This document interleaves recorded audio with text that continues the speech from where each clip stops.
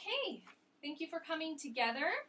So we've already gone over today's learning objectives. Let's begin with our story. The Raven, A Trickster Tale from the Pacific Northwest by Gerald McDermott. Who knows what this means? This is a Caldecott Honor book. What does that mean? It's a really good book. It's a really good book. Some kind of award. Some kind of award. Yeah. It's an award for illustration. Okay. All right. Raven, A Trickster Tale from the Pacific Northwest. Who can make a prediction for me about what this story might be about? It's about a raven that likes to play tricks on people. Okay, Gwen, thank you. A raven that likes to play tricks on people. Along the coast of the Pacific Northwest, as far north as Alaska, Raven is the central character in most Native American myths and tales. To this day, Raven is a central figure in the richly imagined tribal arts of the region. This tale is told with variations throughout native groups of the Northwest coast. Within its dreamlike setting, Raven balances his heroism and trickery to bring a blessing to the people. So, in your research, where have you seen the raven? In totem poles. Totem poles. Thanks, Jay.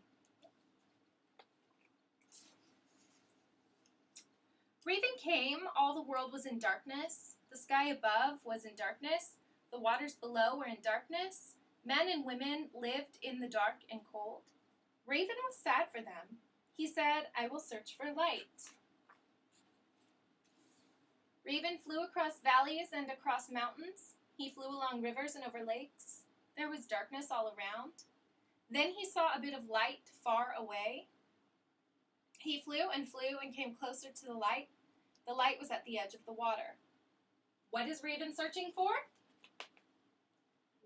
Light. The light came from the house of the sky chief, and it was shining. Raven perched high in a pine tree on the shore. Raven watched. He saw a beautiful young girl emerge from the shining house and go to the edge of the water. She was the sky chief's daughter.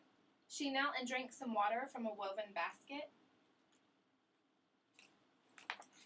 Raven changed himself into a pine needle. He fell down from the tree and floated on the water.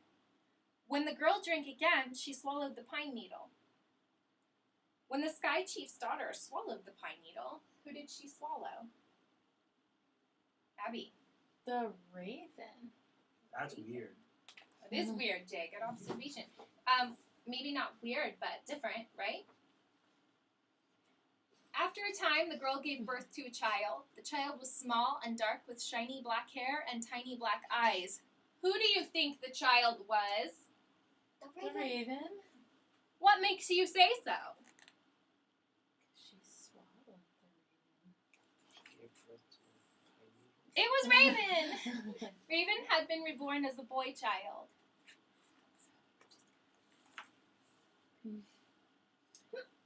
The elders gathered in the shining house with the sky chief and his daughter. They watched Ravenchild crawl around the floor of the lodge. He pretended to be playing. All the time he was trying to find where the light was hidden. What do you think Raven is up to? He wants to make everything dark like him. I think he wants to spread the light, so he's going to steal the light and spread it everywhere. Ooh. Good predictions. Thank you. The box was large. It was carved and painted with many colors. The box was bright. It glowed. Ravenchild said, "Gaga." The young woman placed the box in front of Ravenchild, but he continued to cry. She took the lid off the box. Inside was a smaller box. She took the lid off that box. Inside was a smaller box.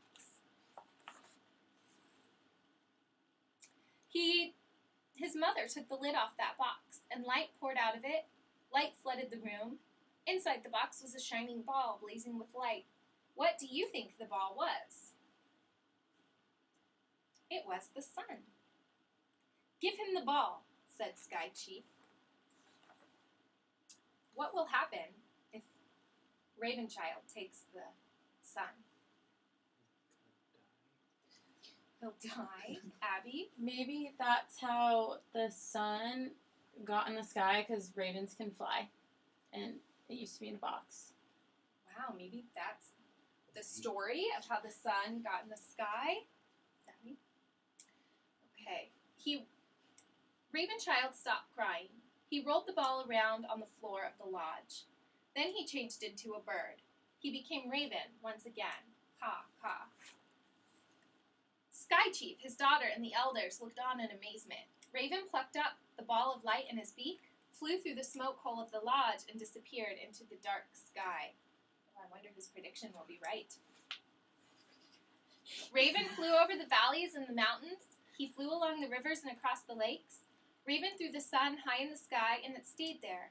This is how Raven stole the sun and gave it to all the people. And why do the people always feed Raven? To thank him for bringing the light. What kind of story is this? Abby, you kind of had an idea about that. So traditional Native American tales like this were not written down in books. They were told orally through storytelling.